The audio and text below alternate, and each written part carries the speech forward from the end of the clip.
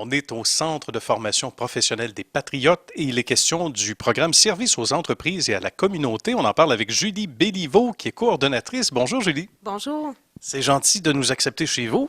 Et même chose également pour Catherine Brouillard, qui en est l'agente de développement. Bonjour Catherine. Bonjour. Qu'est-ce que ce service aux entreprises d'abord, Julie? Le service aux entreprises et à la communauté, d'abord, c'est un service de formation et de service d'experts conseils pour les entreprises de notre territoire. Donc, par exemple, une des raisons primordiales de notre existence, d'ici 10 ans, on aura 1,4 million d'emplois qui seront à pourvoir au Québec. Ça, c'est intéressant. Avec les baby boomers, j'imagine, les départs à la retraite. Les départs à la retraite et aussi une diminution de la main-d'œuvre, donc jeune. Okay? Donc, on a une baisse au niveau de la main-d'œuvre qui sera disponible pour l'emploi. Donc, les entreprises ont à faire une prévision de cette main-d'œuvre-là qui, donc, celle qui est en place, ils doivent mettre des actions pour la conserver et pour attirer aussi celle qui va arriver à la suite de ces départs-là. Donc, pour ce faire, nous, on offre une panoplie de services et on accompagne les entreprises dans cette démarche-là pour prévoir ça. Et celles qui ne prévoient pas ça, à partir d'aujourd'hui, auront possiblement de la difficulté à demeurer compétitives avec ce qui s'en vient. C'est intéressant ça. On parle de quel secteur particulièrement? Par exemple, on œuvre, nous, comme service aux entreprises, dans presque tous les secteurs d'activité, autant manufacturiers, industriels, des entreprises de services conseils, gouvernementales, municipales, autant dans le privé que dans le public. Donc, nos clients, ce sont vraiment toutes les entreprises, privées ou publiques de notre territoire. Et la question qui est sur toutes les lèvres, on s'adresse à vous particulièrement pour quelles raisons? Et je sais que Catherine va pouvoir bien nous répondre également. Les entreprises peuvent vraiment s'adresser à nous lorsqu'ils ont un besoin, que ce soit un besoin de main-d'œuvre, que ce soit aussi un besoin de formation, mais aussi un besoin de service conseil. Ils peuvent nous contacter et à ce moment-là, on fait une rencontre avec eux pour faire une analyse de besoins et voir si on peut répondre à leurs objectifs. Ce qui est intéressant, c'est que dans votre secteur, les amis, ça bouge beaucoup, hein? Ça évolue énormément. C'est pas la même matière qu'il y a 10 ans, ou il y a 15 ans, ou même il y a 2 ans. Il y a une évolution constante avec, entre autres, les nouvelles technologies qui se prêtent au jeu, hein?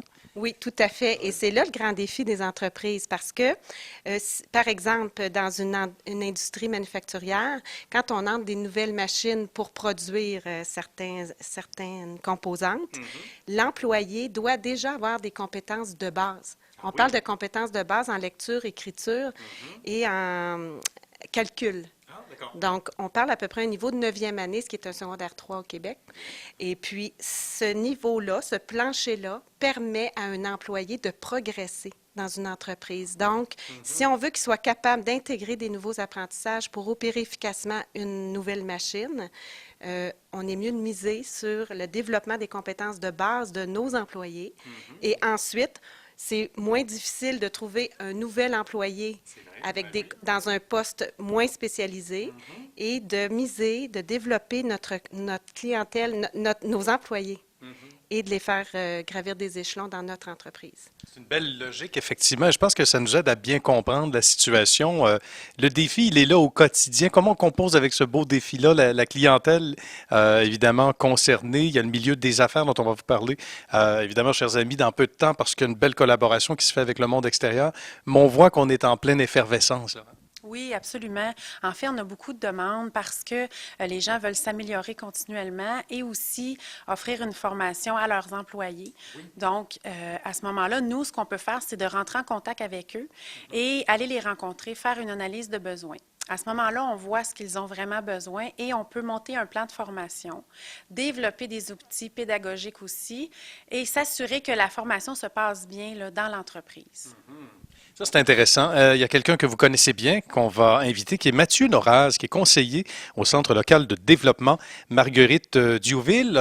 Bonjour. Mathieu, merci d'accepter l'invitation également. Bienvenue. Bienvenue, j'ai le goût de le dire, chez vous, parce qu'il y a une belle collaboration qui se fait ici avec le Centre de formation professionnelle des Patriotes. Parlez-nous de cette collaboration. Effectivement, le Centre local de développement de Marguerite-Diouville a collaboré à plusieurs reprises en réalité pour la mise en place de formations, des formations qui ont été mises en place par exemple l'année passée concernant le service à la clientèle, une formation de 30 heures offerte gratuitement aux entrepreneurs, une formation qui a eu un véritable succès, qui a réuni environ 35 personnes. Plus récemment, on a mis en place des formations pour répondre aux besoins des dirigeants d'entreprise. On peut notamment citer des formations comme le marketing stratégique, des formations sur la gestion du temps des priorités. C'est des différentes formations qui ont été organisées avec la commission scolaire, mais aussi les différents partenaires du territoire, comme le Cégep de Sorel-Tracy ou encore les chambres de commerce et d'industrie, chambres de commerce de Varennes, différentes chambres de commerce, puis rue principale du territoire.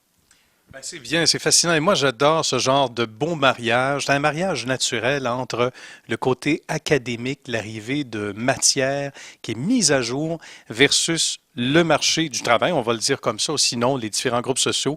Le meilleur des deux mondes, on est sur le terrain, on voit ce qui se passe, on amène ça en enseignement vis-à-vis certaines suggestions, conseils, et à l'inverse, vous arrivez avec la nouvelle matière pour ces gens-là. Tout à fait. Puis ce qui est important de retenir, c'est qu'il y a des subventions aussi. Le gouvernement a mis sur pied un programme qui s'appelle Investissement compétences. Oui. Les entreprises et les groupements d'entreprises ont accès à des programmes de subvention. Et ces programmes-là misent sur le développement de compétences, soit de base, soit sur le transfert de compétences spécifiques d'un employé qui part à la retraite. Et on crée des outils pour s'assurer qu'avant de partir, il va vraiment léguer tout son savoir, son savoir-faire au prochain employé. Et souvent, ça va être un employé de l'entreprise qui va monter et on pourra aller engager quelqu'un de nouveau qui n'a pas besoin de toute cette expertise-là et on conserve notre expertise. Il y a beaucoup de subventions et tout ça est payé. Le développement des outils, le transfert des compétences, le salaire de l'employé, le salaire du consultant qu'on engage pour aller dans l'entreprise. Alors, tout ça est gratuit. Ça, c'est une des subventions possibles, mais il y en a d'autres. Il y en a d'autres et le principal partenaire qui offre des subventions pour les entreprises au niveau de la formation et des services conseils, c'est Emploi Québec. Donc, on travaille étroitement avec Emploi Québec et le CLD est un facilitateur, dans le fond, de comment on va dispenser ça et on va mettre ça en œuvre. Ben, merci beaucoup à vous trois. Merci pour vos témoignages respectifs. Ça nous donne le goût de nous inscrire ou sinon de collaborer avec le CFP des Patriotes. Merci à vous. Merci. À très bientôt.